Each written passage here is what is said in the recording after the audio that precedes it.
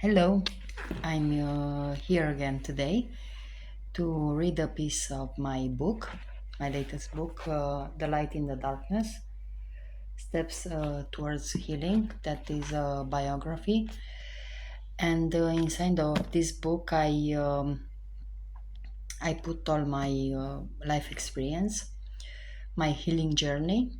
And today I want to read a passage, and afterwards I will talk about it a little bit. Okay. I worked on this issue in a private session with my teacher because during training I couldn't bring myself to discuss the subject. She asked me directly, "Why do you still keep in touch with your parents?" I answered that they had been calling me ever since I got sick and admitted that at the beginning of the year I had created a new Facebook profile. I felt the need to have a space just for myself, without any family members, no sisters, no parents, absolutely no one.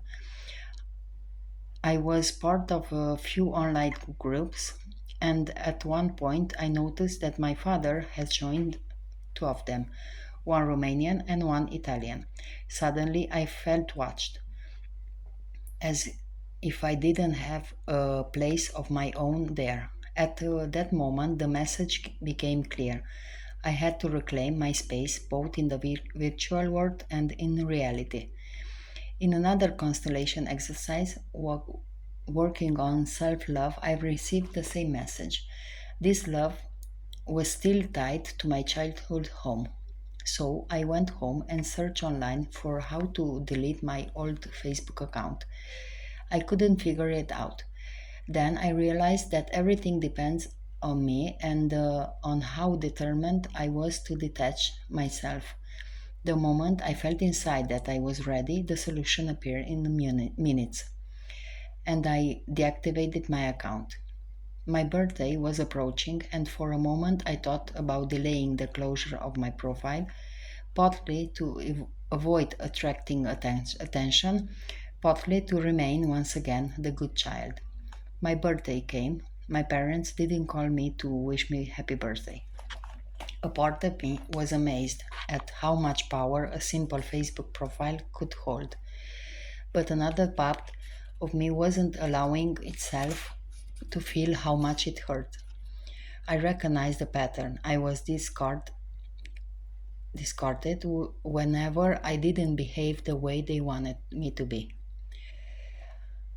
I was rejected, manipulated, especially by my mother. Only now, while writing, do I allow myself to let the pain come out. They were in my thoughts daily, as if I was waiting for them to come to look for me to return.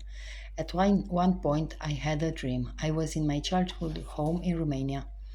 At some point, I argued with my parents and moved to another apartment. But once I got there, I found my father, and no matter where I went, I couldn't escape him. In a constellation exercise with the team Our Home, I chose a woman as my representative who looked exactly like my mother.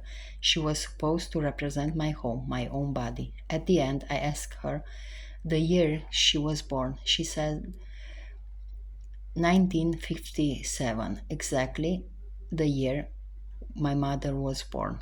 Out of over 50 people, I had chosen the one who was the same age as my mother and who represented my home.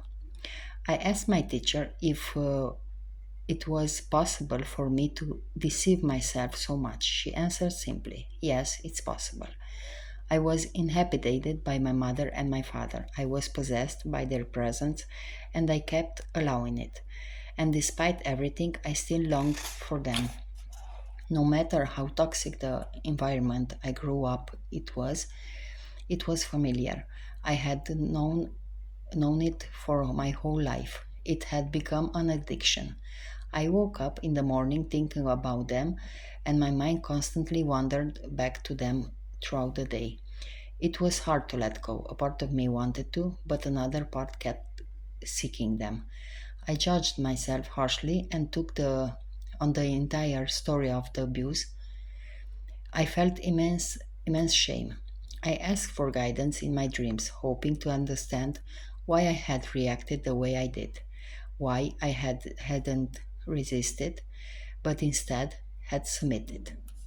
I remember two dreams. In the first one, I was a little girl, about 4 or 5 years, who had a small puppy.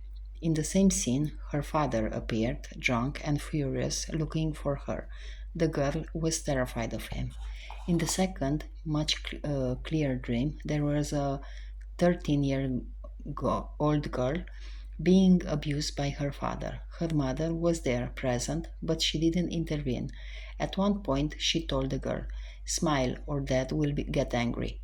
The dream perfectly reflected what I felt, immense fear, and I would have done anything to stop feeling it. Over time, I had learned to mask my fear with anger. I had been compulsively eating sweets since childhood, and as an adult, I realized that many times I did it to cover up my fear. This is a passage when I decided to cut off my relationship with my mother and my father because I felt that if I stood near them, I will get sick again. I risked my life, and that's why I made this decision with pain. But I felt it was necessary to gain my life, to learn to step alone, to know who I am without them, without their projection on me, and without expectation. And it's a process that is even today I am working on it, and piece by piece I go on my street, on my mission, on my life, on the path that I want for me. And I am learning to be also the mother that I would have desired to have, or my father. And it's a road that goes on steps. I know I have to go slowly.